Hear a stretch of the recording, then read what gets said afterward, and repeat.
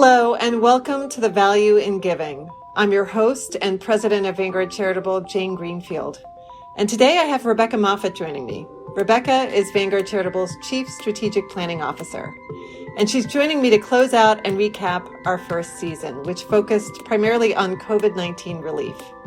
Welcome, Rebecca. Hi, Jane. I'm excited to have you here. I know you've been a listener all along the way, and now you get to be part of the podcast. So, Rebecca, before we recap the season of podcasts, I just wanted to step back and discuss why we decided to start a podcast series at all. I recall you came to me and said, we should do this. And literally a few weeks later, we were recording. So talk to me about why you thought this was something we should do. Sure. Now, that's a great question to reflect on as we start this recap. And Jane, ultimately, we launched the podcast because we really wanted to encourage giving during this time of incredible need. Our donors were anxious to give. They wanted to know how to make a difference when we were all facing this really steep learning curve. We were all in uncharted waters during this time. And so we decided to go down a number of different paths to help our donors.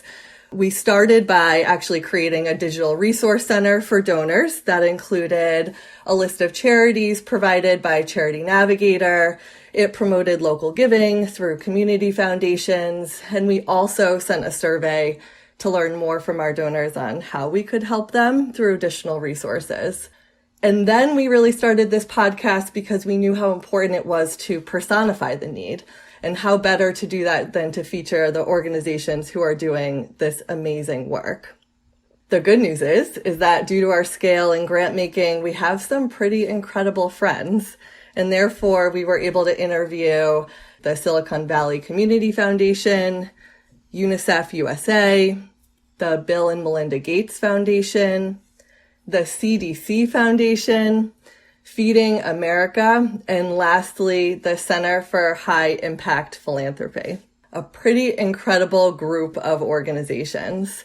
And we wanted to bring together a really good group of philanthropic leaders, all of whom were doing really great work, but also focusing on that work in different ways. So the CDC Foundation, UNICEF, and Feeding America are all more on the front lines, helping a broader group of people due to COVID and trying to ensure that they're delivering all that's needed in this very new and very stressful environment. Whereas Silicon Valley Community Foundation has been working with leaders in the community to really gauge where the greatest need is and ensure that the dollars are being put to work in those areas. And then the Gates Foundation and the Center for High Impact Philanthropy are trying to ensure that philanthropists can have the greatest impact in these difficult times. And so all of these leaders and all these organizations are working toward the same goal of trying to be part of the solution, but of course approaching it in really different and very valuable ways. Well, Rebecca, you're right. It is good to have amazing friends, and we were so pleased to deliver them to our listeners via this podcast. So in today's episode, what we're going to do is really pull a few themes from the various podcasts, along with a few updates that we've gained from these organizations since they recorded their podcast, as we talk about three things. We'll start by talking about how generous people have been in their charitable giving and how important it will be to continue that generosity over the longer term. The second thing we'll talk about is what COVID has revealed about other long-standing societal issues. And then finally, we'll end with what you, our listener, can do next as a philanthropist. I think those are three really great and important themes. So why don't we start by diving right into the first theme of how generous people have been in their charitable giving and how important it's going to be to continue that generosity over the long term. Our donors have been incredibly generous, and thank goodness for that, as the need has really been devastating. This pandemic has had both a health and an economic impact. From a health perspective, there's been a need to support healthcare workers and volunteers who've really been overwhelmed by the number of sick people they've needed to help and who've had to take precautions while helping them. So you think about where we've been in the last few months. Giving to help our healthcare workers safely help those who are sick has been imperative. And a key message that we've sent to our donors is that it's important to not just shift money to this cause, but really to give more. Now, Michael Nineheis, who is from UNICEF, the CEO there, he spoke to this in our podcast and reminded us that while the pandemic is occurring, all of the underlying issues that existed before still exist. So, for example, he talked about children across the globe still need to be vaccinated in order to have a chance to survive. And basic vaccination programs still need to happen. So he said there are 117 million children whose basic vaccinations had been suspended as we focused on COVID. His call to action was to get that back on track. We need to do all that existing work and COVID at the same time. And he mentioned that that's why it's so great to have donors who have charitable money put aside to do just that. They can support COVID relief and the basic necessities that they've always supported. There's also the economic impact of shutting down the economy. And the result of that is families being unequipped to handle their children learning from home, people becoming food insecure. The need has just been incredible. And Casey Marsh from Feeding America said that there were 37 million people facing food insecurity before COVID. There is over 17 million more due to COVID. So that adds up to over 54 million people, or 1 in 6 Americans, facing food insecurity. And she even talked about the fact that there were people who had been donors to Feeding America in the past and are now customers of Feeding America, visiting food banks for their services for the very first time because of the economic impact of COVID. Jane, those are some really sobering statistics and points for all of us to take a moment and reflect upon. The good news is that donors have given generously. We've seen that here at Vanguard Charitable. Our donors have really jumped in. Granting through Vanguard Charitable has been up nearly 45% year over year during the COVID timeframe, thanks to our donors understanding that they really are in this unique position to help in the pandemic. But we also know that we're not alone. Silicon Valley shared that they have distributed $165 million in grants to support COVID-19 related causes. And the charities that they're giving those dollars to are absolutely feeling that support. They've set up 3 different funds as the realization of needs evolved over the first couple months of the pandemic. So with the first fund, they had a relationship with the CDC Foundation, and they were able to set up and launch that fund early in order to support the CDC Foundation's efforts. Within 2 weeks of that fund being set up, the pandemic hit Washington state. So the other community foundations and private foundations in the Pacific Northwest then connected with Silicon Valley, wondering what to do and recognizing that the pandemic was, of course, headed their way. Silicon Valley Community Foundation then turned that fund into a regional response fund, which helped individuals and families who would be most in need during the pandemic. Once this first fund was set up and established and money was flowing into it, they then pivoted slightly to start thinking about the impact COVID-19 is having on both the nonprofit sector and the business sector, with a specific focus on small businesses. Many of these organizations only had 15 days of cash on hand, and yet they needed to employ and support a number of employees, particularly minorities. So they set up a regional nonprofit fund to help the struggling nonprofits, and then separately set up a regional small business fund to help small businesses survive, which was before the CARES Act was enacted. Donors then had the option to be able to choose amongst those 3 funds they wanted to put their charitable dollars into. These 3 funds had a really great impact in that area. That's just incredible. I mean, it is so great to see how generous our donors have been, how generous philanthropists across the country have been in this important time. And Rebecca, you and I have had an opportunity to speak a lot about this. We've gotten a lot of questions from reporters, et cetera, around, what's happening in the world of giving. And it's been a great news story. But while the need is huge right now, it's just the immediate response phase of this COVID disaster. We heard from, I think, all 6 of our guests on the podcast that, the money is needed now for sure. but it will be needed ongoing. So while there's been a huge cry for help and the help has come in, it can't stop. People continue to lose their jobs. People continue to get sick. People are wondering if their children will be going back to school. And if they don't, they're wondering how their kids are going to continue to learn if they don't have the right setup at home for learning. And I will tell you, people who are economically disadvantaged don't have the right setup at home. So there's a huge need now, but after the immediate response phase, there'll be a recovery phase, which for COVID will be huge. It'll require a lot of support as vaccines and therapeutics will need to be delivered across the globe. And then after the recovery phase comes a preventative phase where we should be leveraging lessons learned to prevent vulnerabilities should there be another pandemic in the future.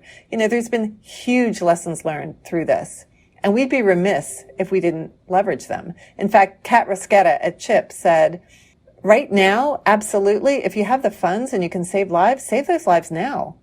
But remember, we need smart money at every stage. So when you think about COVID relief, we have to remember there's multiple stages. This will be a multi-year requirement from us. And then in the midst of all this, there'll be other disasters over the next few years. I wish I could say there weren't going to be them, but we see disasters every year, whether they be wildfires, hurricanes, et cetera, that require relief. And there's actually already been another call to action over the past month and a half since George Floyd's death around social justice. So in addition to the various stages of COVID relief, in addition to disasters, we all know that there are nonprofits across this country that deliver important services to their communities that have been hit really hard financially by COVID. They require our support too, to get back on their feet and remain on their feet. So the need isn't ending. We need to make sure that funding continues into the long term. Absolutely, Jane. Casey Marsh from Feeding America connected with us after the podcast to remind us of just that. She said specifically to us, our network of food banks is seeing a sustained increase in the number of people seeking food assistance, including many people visiting our food banks and pantries for the first time. The stats just continue to demonstrate demand week after week. They did a recent Feeding America survey that showed that 94% of the food banks report seeing an increase in the number of people served compared to this time last year, with an average increase of almost 60%. Wow. Those are some staggering statistics. So I think the big question is the increased giving we're seeing today then sustainable as more of these needs continue to emerge? Yeah, that is the big question. And, I don't think we know the answer quite yet. But I did have a chance to talk to Nicole Taylor from the Silicon Valley Community Foundation about that question. Nicole joined us in episode 1, but recently when I talked to her, she said, it's tricky to reach a conclusive statement about overall giving based on trends and observations because we're seeing a myriad of unprecedented crises during this time. She did note that what is extraordinary is that community foundations across the country have mobilized more than $1 billion to help nonprofits through this pandemic. Silicon Valley alone had distributed more than $184 million in grants to support COVID-19 relief since January. She did indicate, though, that she's seen a slight deceleration in giving to COVID causes, possibly due to people thinking that we're closer to being out of the woods than we actually are. She indicated the pandemic and economic closures are persisting, and we had a long way to go. And she's hoping that donors will continue to step up and give. But she said part of this really involves us continuing to inform our donors about the growing needs in the community and how they can help. Jane, Dr. Judy Monroe also indicated that they had a concern that donations have slowed as well. She sent in a clip, so let's listen to that now. Donations have slowed down just as we need them more than ever. More donors are restricting their donations to specific locations or needs, but unrestricted donations are vital to our ability to meet the urgent needs. At Vanguard Charitable, Jane, you and I have talked about this a lot. We continue to really connect with our donors and remind them of the importance of giving unrestricted, to put that trust into the nonprofits that you're supporting and allow them to deploy those funds how they see best. And we're also encouraging them to give now and to give generously, but also to make sure that they have a really long-term vision in mind, because as we've heard from our podcast guests, this need will not go away anytime soon. That's right, Rebecca. The good news is we're hearing from donors that they're thinking about it too. They're not just listening to us, but they're actively thinking about their role today and tomorrow. Interestingly, since we featured Feeding America in episode 5, Casey Marsh told us that while many donors are focused on providing relief to people impacted by the COVID-19 crisis, many are also asking how they can be part of transformational change over the next several years to join Feeding America in efforts to end hunger in this country. And that's a very welcome trend.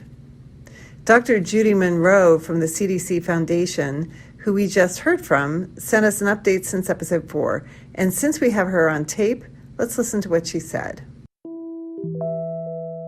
We know now that we are still in the first wave, and the chance of a second wave in August or September is high. We need everyone to follow the precautions and protect themselves and others to reopen and keep open our economy. The need to help schools reopen safely is a great need right now. CDC, health departments, and the schools have identified several needs where philanthropic support could be of great value. We are working with both national and local partners to help the schools. So, Jane, no doubt the need for COVID-19 support absolutely continues. But we also know, as you had mentioned much earlier, that it cannot replace the support for other needed help. And that's definitely a theme that we heard, that COVID-19 has exacerbated issues and disrupted many nonprofits' ability to drive their missions forward. And UNICEF has seen this with the children that they're helping with non-COVID healthcare getting disrupted. They shared this clip with us since episode 2. In fact, we anticipate an additional 6,000 children could die every day over the next 6 months because of the disruption in services caused by COVID-19 and the increased economic hardships. Yeah, there's so much that 2020 has brought to light, so many issues and causes to support and so many needs to address. And for our donors, the good news is it provides them with a great opportunity to really make a difference.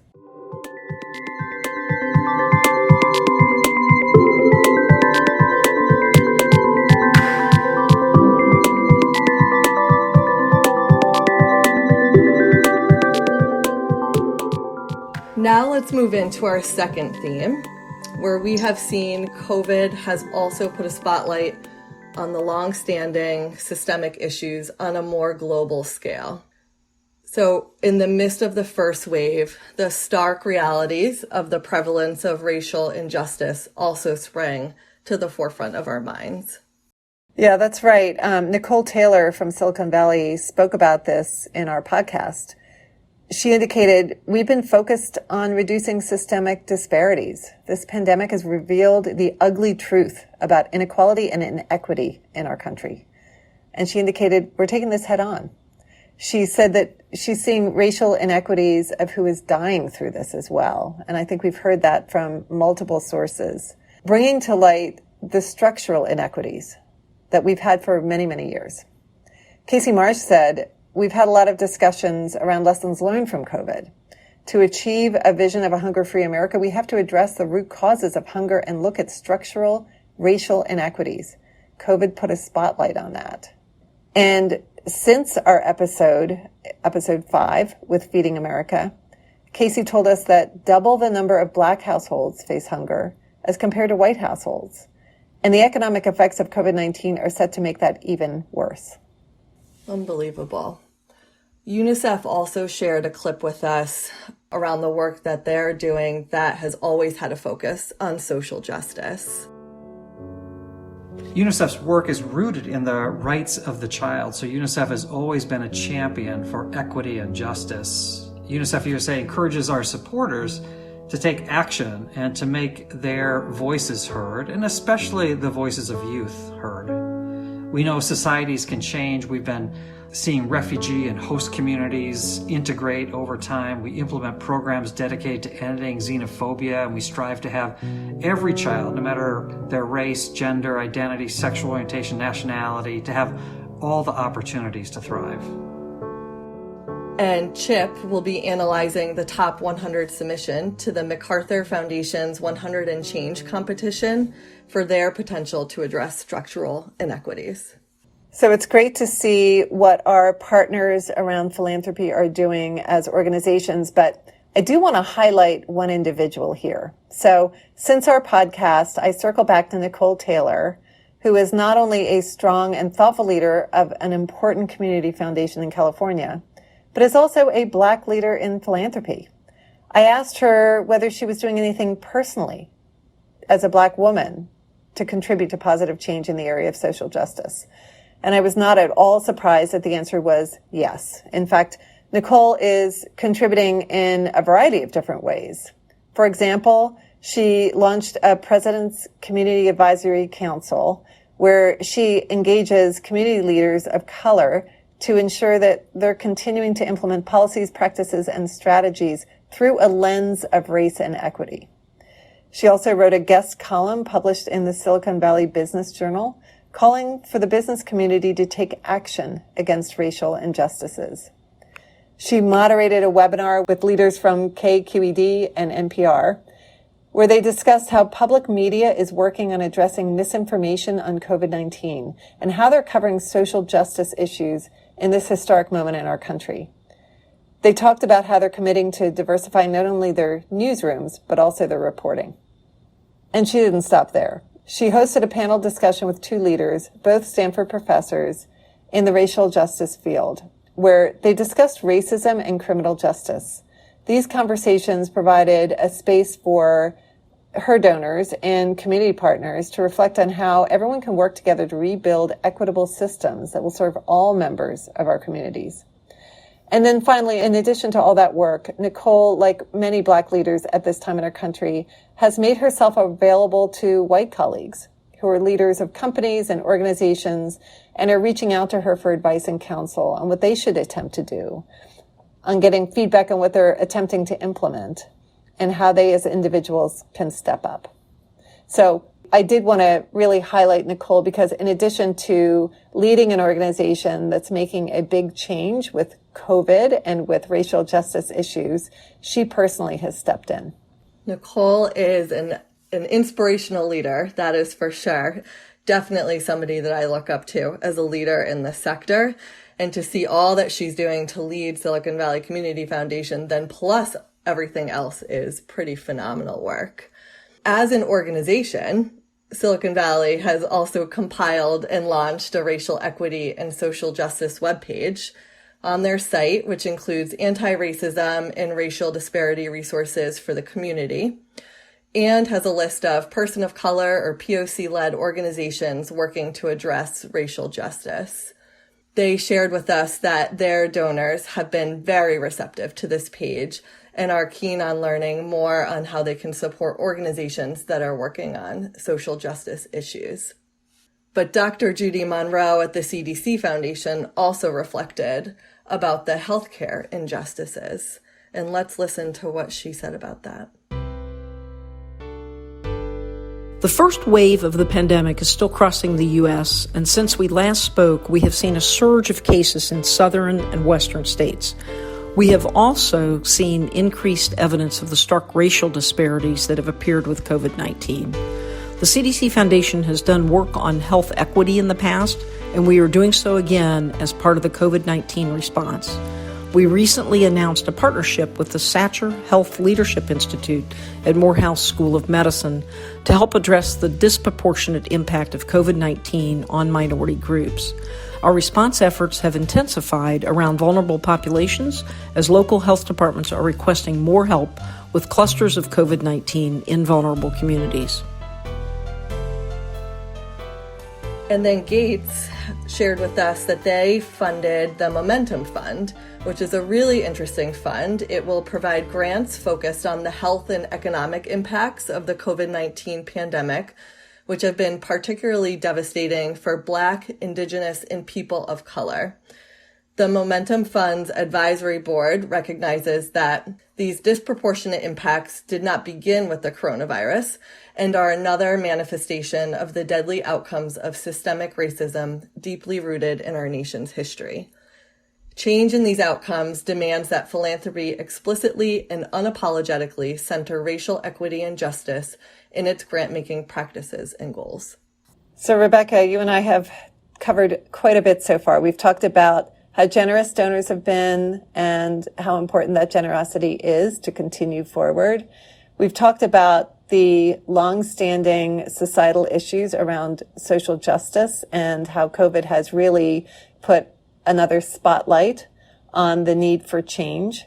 But let's get to our final piece, which is what our listeners can do next as philanthropists.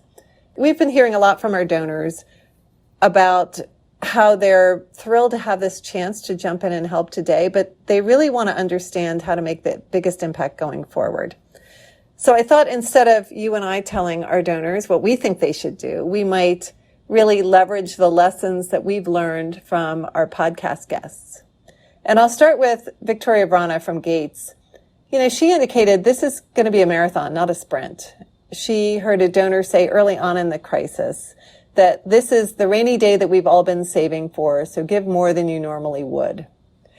And Victoria agreed with that, but she said, use your head to plan for the long term. A long-term strategy means you pace yourself. You have to pace yourself through this kind of crisis. And she indicated that while emergency support is where our heart goes, our head has to stay engaged to ensure that we're investing in the recovery and the resilience effort. She wanted to really give us a call to action around how we're going to take the opportunity for what she called reinvention so that we emerge stronger. And she indicated that would take some money. Michael from UNICEF said, I'm really hopeful that a crisis like this brings issues to someone's attention and that their attention has staying power. So, for example, someone who wasn't thinking a lot about global health issues in the past probably is thinking about them a lot more right now. And his hope is that it becomes a driver for them to continue to be interested in it once this particular crisis goes away. You know, it was interesting. He said something that really stuck with me. He said, you know, a lot of global health crises are out there, but we don't experience them. We read about them. We just don't experience them. But this one has been unique because everybody has experienced COVID-19. And he's hoping it sensitizes us to the importance of helping in global health issues and ensuring a stronger global health infrastructure. And he ended with an important note by saying health is really the gateway to everything else. If people are sick, it's impossible for them to make progress in any other way. And he talked about places where people have to work today to feed their families that night. And if they're sick, they can't do that. Judy from the CDC Foundation said one thing. She said, on the other side of this, we just need a stronger public health infrastructure. We also learned from Kat Risquetta at the Center for High Impact Philanthropy, who reminded us that there are phases of a crisis. We start with immediate response, then we move to recovery, then to rebuilding, and then risk mitigation and planning. And she also reminded us that those communities that learn from prior disasters and build mitigation plans become more resilient.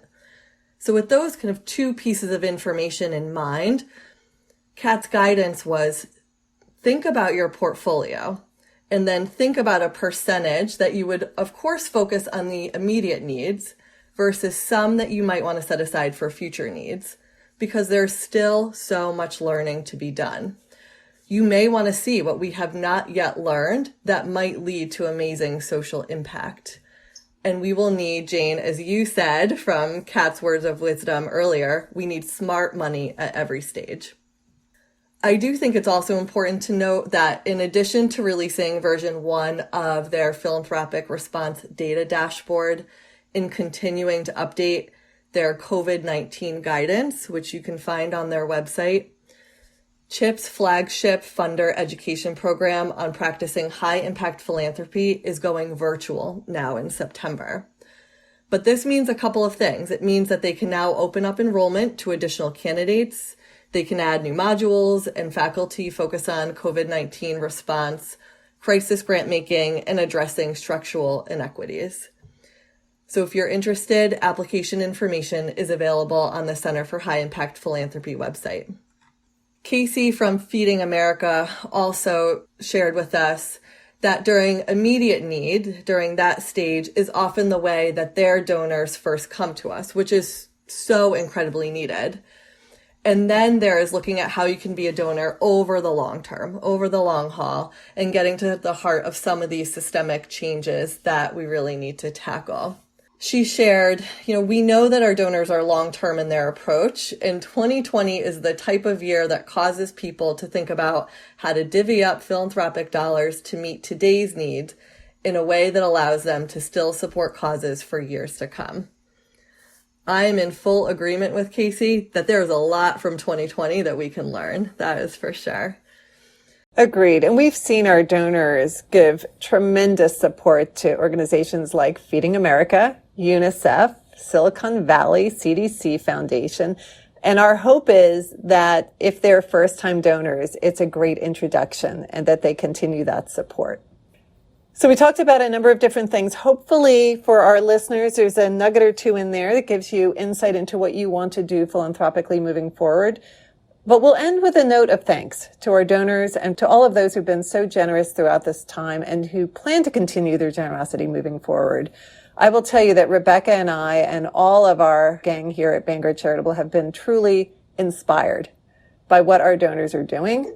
And we have tremendous confidence that they will continue to jump in and be part of the solution. But in addition to Rebecca and I being thankful, our guests, our podcast guests, are incredibly thankful to you as well. For example, Nicole said to hear what our donors are doing just gives her hope. She said, people who have been fortunate have put their money aside to give through their DAF, and they have given so generously. Her hope is that when we get through this, we'll really be redefined as a nation. I also want to end with a quote from Michael Nienhuis from UNICEF. I think he would love to provide his note of thanks directly. So let's listen to this clip. Vanguard Charitable just facilitated a transformational gift on behalf of one of our donors. This gift really blew us away, and it continues to inspire us and make us so grateful to have partners like Vanguard Charitable.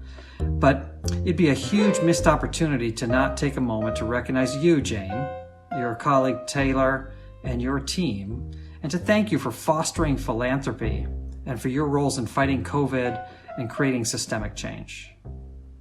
Many thanks to our audience for listening, hopefully not only to this podcast, but to the 6 podcasts we delivered prior to this recap.